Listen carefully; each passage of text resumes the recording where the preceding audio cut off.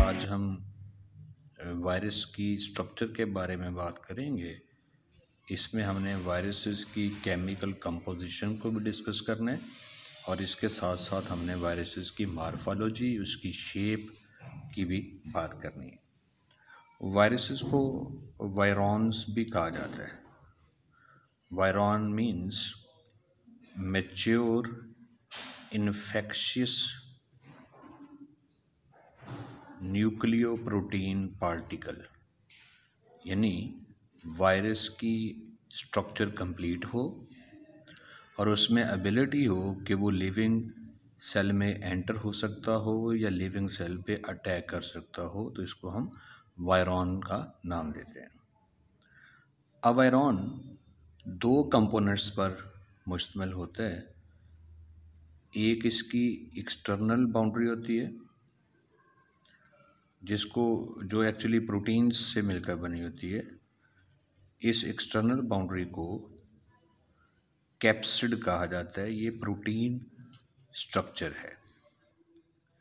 चूंकि ये outer structure है, इसको सिंपल हम कोट भी कह सकते हैं और स्पेसिफिक नेम इसको दे सकते हैं कैप्सिड।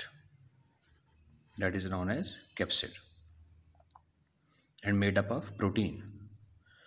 और इस कैप्सिड के अंदर एनक्लोज होता है न्यूक्लिक एसिड। ये असल में कैप्सिड एक बॉक्स लाइक स्ट्रक्चर है जिसके अंदर न्यूक्लिक एसिड पैक होता है। अब ये जो कैप्सिड है, इसको फर्दर अगर हम ऑब्जर्व करें तो एक्चुअली इसकी स्ट्रक्चर क्या होगी कि it is made up of small सब यूनिट्स ऑफ प्रोटीन। ये एक्चुअली स्मॉल साइज़ की प्रोटीन्स होती हैं, ये जो मैं डॉट्स बना रहा हूँ, और इन प्रोटीन्स को कैप्सोमियर कहा जाता है। These are known as capsomere. Capsomere. और पूरी स्ट्रक्चर को आप क्या नाम देंगे? कैप्सिड। और ये अंदर पैक है न्यूक्लिक एसिड। अब इसको आप बिल्कुल ऐसे ही तशबीह देंगे कि जैसे कमरे की जो दीवारें हैं उनको कैप्सिड समझें और हर ईंट को कैप्सोमियर समझें। जैसे ईंटों को जोड़कर दीवारें बनती हैं, फिर वो रूम कहलाता है, इसी तरह कैप्सोमियर प्रोटीन को जोड़कर पूरी कवरिंग बनती है कैप्सिड, जिसने किसको सराउंड किया हुआ है? न्यूक्लिक एसिड को। अब न्यूक्लिक एसिड और कैप्सिड दोनों को न्यूक्लियोकैप्सिड भी हम कह सकते हैं। अब कैप्सिड के अंदर जो कैप्सोमियर की तादाद है, ये तमाम वायरसेस में एक जैसी नहीं है। नंबर ऑफ कैप्सोमियर्स ये डिफरेंट वायरसेस में डिफरेंट है। फॉर एग्जांपल, अगर हम हर्पस वायरस की बात करें, a type of virus herpes virus, अगर हम हर्पस वायरस की बात करें तो इसके कैप्सिड में सिर्फ 162 कैप्सोमियर मौजूद होते हैं। Only 162 capsomere. इसका मतलब इसके कैप्सिड का साइज ओवरऑल छोटा होगा। इसके बरक्स अगर हम एडिनो वायरस की बात करें, और ये वही वायरस है जो कि ह्यूमंस में कॉमन कोल्ड, ज़ुकाम की बीमारी पैदा करते हैं, एडिनो वायरस। अब इसके कैप्सिड में 252 कैप्सोमियर हैं। इसका मतलब कि इसके कैप्सिड का साइज निस्बतन लार्ज है। तो हर्पस वायरस में भी कैप्सिड है, एडिनो वायरस में भी कैप्सिड है। फ़र्क सिर्फ क्या आ रहा है उनके साइज़ का, और कैप्सिड के साइज़ का फ़र्क किसकी वजह से आ रहा है? उनमें मौजूद कैप्सोमियर की तादाद। जितने कैप्सोमियर यूनिट ज़्यादा होंगे, कैप्सिड का साइज़ उतना ही लार्ज होगा। और इसमें आप हर्पस वायरस और एडिनो वायरस की एग्जाम्पल मेंशन कर सकते हैं। अब ये जो अंदर न्यूक्लिक एसिड है, चूंकि ये वायरस के कैप्सिड के अंदर छुपा हुआ है, सेंट्रल पोर्शन है, तो इसको हम कोर भी कहते हैं। जो अंदर छुपी हुई चीज़ होती है, पैक्ड चीज़ होती है, सेंट्रल पोजीशन पे होती है, उसको हम कोर का नाम देते हैं। लेकिन इस न्यूक्लिक एसिड की नेचर क्या है? ये आरएनए है या डीएनए है? तो इसमें भी वैरायटी है। Different viruses have different type of nucleic acid. हो सकता है कि किसी वायरस में ये आरएनए हो, तो वायरस को हम क्या ही आरएनए वायरस देंगे, और किसी वायरस में हो सकता है ये डीएनए हो, तो वायरस का नाम ही डीएनए वायरस होगा। अब कौन से वायरसेस हैं जिनमें जीनोम आरएनए की फॉर्म में है? बहुत सारे हैं, लेकिन इसमें जो कॉमन एग्जांपल है वो इन्फ्लुएंजा वायरस है, जिसकी वजह से फ्लू होता है। इन्फ्लुएंजा वायरस, इसका जीनोम आरएनए जीनोम है। और डीएनए वायरस कौन सा है? तो इसमें जो स्मॉल पॉक्स एक डिजीज़ है, इसका वायरस डीएनए वायरस होता है, स्मॉल पॉक्स। और इसके साथ साथ अभी हमने जिक्र किया था हर्पस वायरस, इसकी वजह से माइल्ड सी इन्फ्लेमेशन या रैशेस हो सकती है बॉडी में, तो हर्पस वायरस भी एक्चुअली डीएनए वायरस ही है, क्योंकि इसका जीनोम डीएनए पर मुश्तमिल है।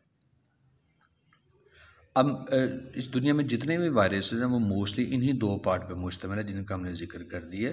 वो है जी कैप्सिड और न्यूक्लिक एसिड। लेकिन कुछ वायरसेस ऐसे होते हैं उनमें कैप्सिड के बाहर भी एक स्ट्रक्चर मौजूद हो सकती है, कैप्सिड के बाहर मौजूद होती है, and that is the envelope. That is the envelope. अब इनवेलप क्या है?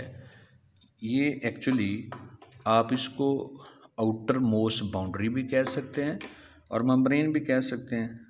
तो ये एक्चुअली मेम्ब्रेन लाइक स्ट्रक्चर आप समझ लें, तो इट इज़ आउटर मेम्ब्रेन। और ये कहाँ पे होती है? Around the capsid, around capsid. लेकिन याद रहे ये तमाम वायरसेस के कैप्सिड के अराउंड नहीं है, सिर्फ कुछ वायरसेस हैं जिनके कैप्सिड के बाहर ये मेम्ब्रेन मौजूद होती है, सम वायरसेस। अब जिनमें ये इनवेलप मौजूद होगा उन वायरसेस को हम इनवेलप्ड वायरस भी कह सकते हैं, या उनको हम कम्प्लेक्स वायरस का नाम भी दे सकते हैं, that may be known as enveloped या कम्प्लेक्स वायरस। इसमें अगेन हमारे पास वही एग्जांपल है इन्फ्लुएंजा वायरस के, इसके कैप्सिड के इर्द गिर्द मेम्ब्रेन मौजूद होती है। इन्फ्लुएंजा वायरस इसकी हमारे पास बेहतरीन एग्जांपल है, इन्फ्लुएंजा वायरस।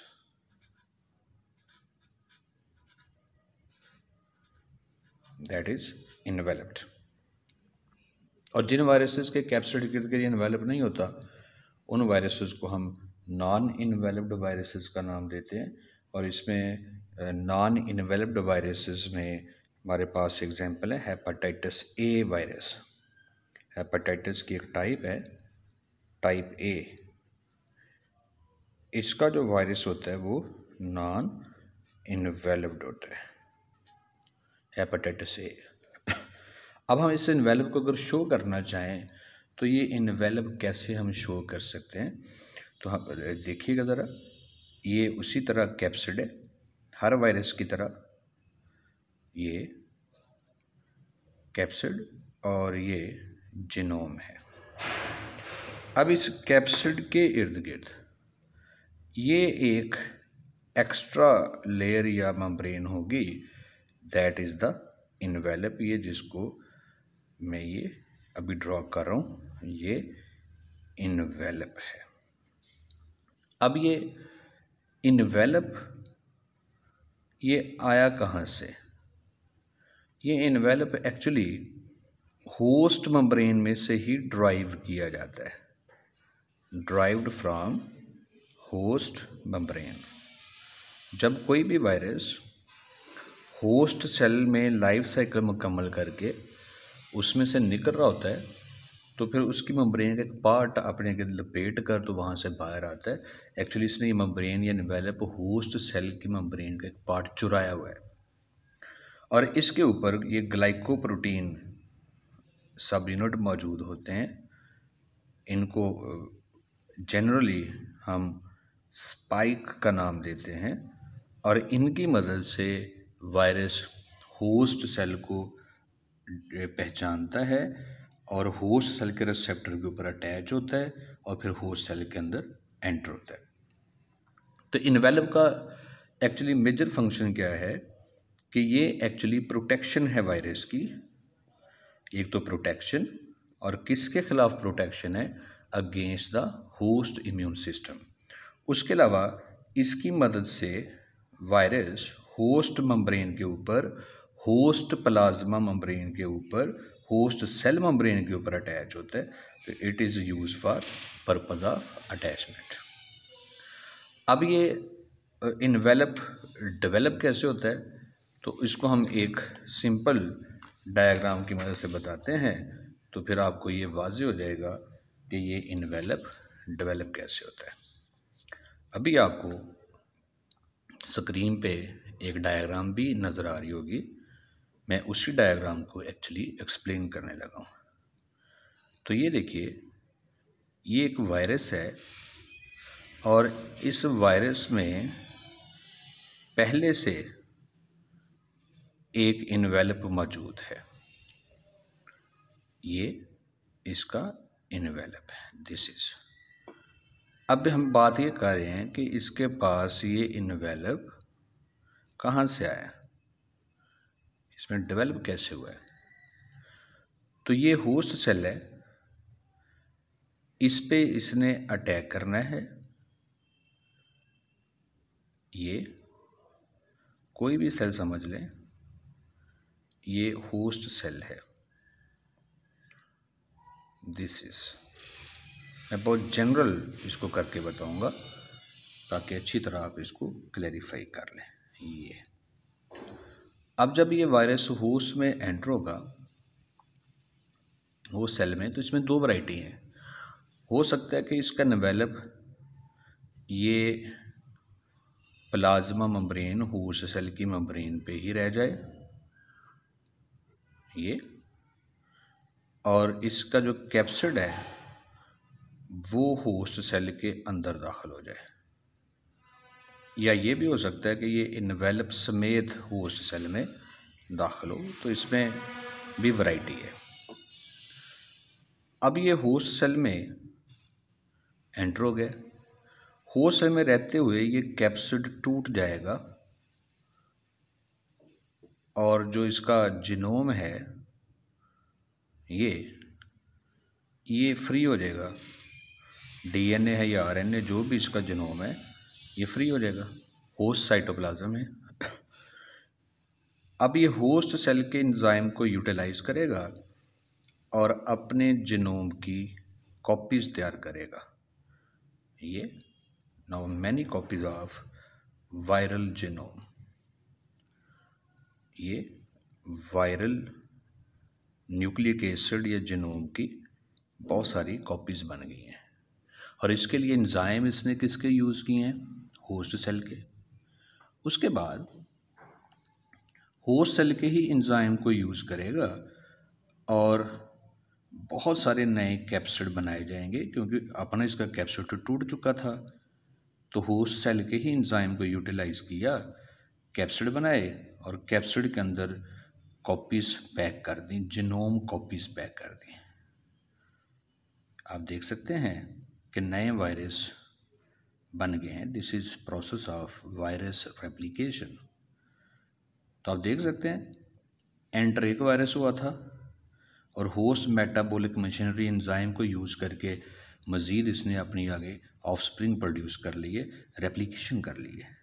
अब ये कैप्सिड अंदर ही अंदर से होस्ट मेम्ब्रेन के साथ टच करेगा बाहर जाने के लिए, रिलीज होने के लिए, और यहाँ से होस्ट सेल की मेम्ब्रेन बाहर की तरफ प्रोजेक्ट हो जाएगी।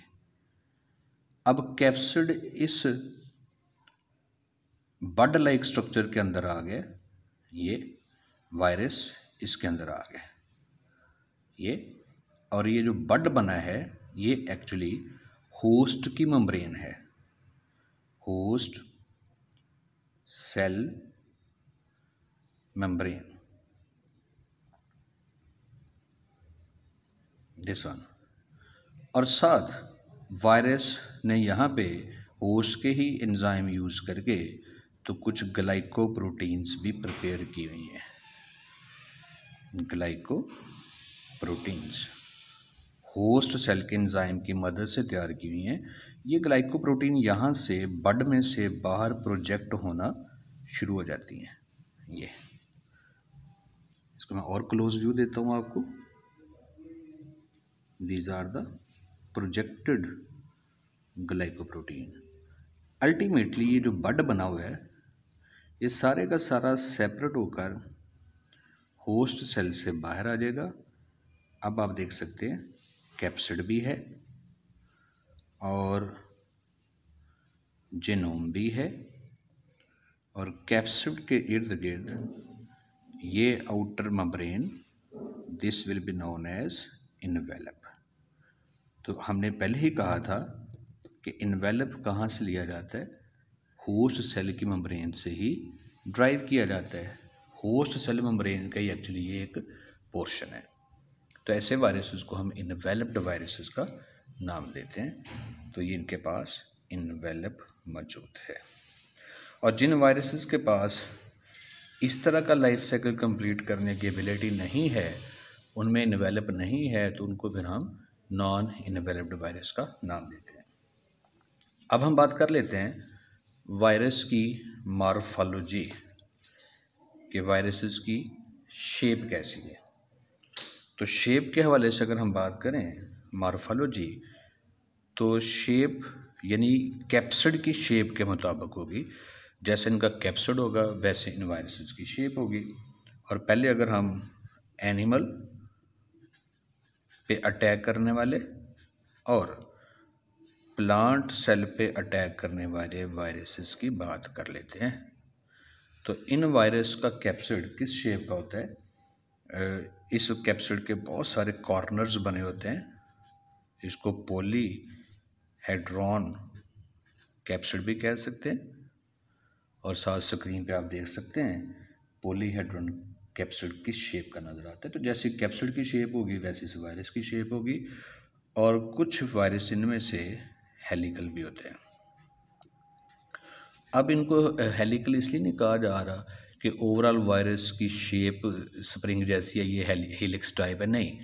वायरस हो सकता है कि बाज़ार आपको रॉड शेप ही नज़र आए, लेकिन इसके अंदर जो कैप्सोमियर की अरेंजमेंट है वो कैप्सोमियर सब यूनिट की अरेंजमेंट हेलिकल फॉर्म में है। यानी पहले कुछ कैप्सोमियर इस तरह से अरेंज होते हैं, फिर इस तरह से अरेंज होते हैं, अगेन फिर इस तरह से अरेंजमेंट है, फिर अगेन इस तरह से अरेंजमेंट है। तो this is the helical pattern. तो इनमें कैप्सोमियर की हेलिकल अरेंजमेंट की वजह से इन वायरसेस को हम हेलिकल वायरसेस का नाम देते हैं। और वायरस की एक और बड़ी इम्पॉर्टेंट टाइप है बैक्टीरियोफेजेस। ये वो वायरस होते हैं जो बैक्टीरिया को इन्फेक्ट करते हैं या बैक्टीरिया के सेल पे अटैक करते हैं, बैक्टीरियोफेज। इन वायरसेस को सिंपल हम फेज वायरस भी या सिंपल फेजेस का नाम भी दे सकते हैं। तो इनका होस्ट, इन वायरसेस का होस्ट कौन होते हैं? Bacterial cell. अब शेप के लिहाज से ये क्यूब लाइक हो सकते हैं, कैप्सिड की शेप, और फिर या ये हेलिकल भी हो सकते हैं जैसे अभी हमने ऊपर जिक्र किया। और फिर इवन के कुछ बैक्टीरियोफेज टैडपोल लाइक भी हो सकते हैं, फ्रॉग के लार्वा जैसे टैडपोल लाइक। अब अगर ये क्यूबिकल हैं तो इनके 20 कोने होते हैं, कॉर्नर्स बने होते हैं कैप्सिड के, 20 फेसेस होते हैं। तो इसको हम फर्दर इकोजा हेड्रल कह सकते हैं। ये आप देख सकते हैं कि इनमें ये जो ब्लू पॉइंट्स आपको स्क्रीन वाली डायग्राम पे नज़र आ रहे हैं, तो ये कॉर्नर हैं। इस तरह के 20 कॉर्नर्स इस पूरे कैप्सिड के ऊपर नज़र आते हैं। कुछ ये फ्रंट पे आपको नज़र आ रहे हैं, कुछ इसी तरह बैक साइड पे। अगर 3 डायमेंशनल आप इस स्ट्रक्चर को इमेजिन करें तो। और टैडपोल की बात कर लें तो ये फ्रॉग के लार्वा जैसे नज़र आते हैं। फ्रॉग के लार्वा को टैडपोल कहा जाता है। तो इस जिस तरह फ्रॉग के लार्वा में एक हेड होता है और टेल होती है, इसी तरह इन बैक्टीरियोफेज वायरस के कैप्सिड के भी 2 पार्ट होते हैं। एक जो चौड़ा हिस्सा होता है उसको हम हेड कह देते हैं, और जो थोड़ा रॉड लाइक पोर्शन होता है उसको हम टेल कह देते हैं। तो इसको भी आप स्क्रीन पे देख सकते हैं, और इनका जो डीएनए होता है वो इनके हेड के अंदर पैक होता है। That's all about structure of viruses.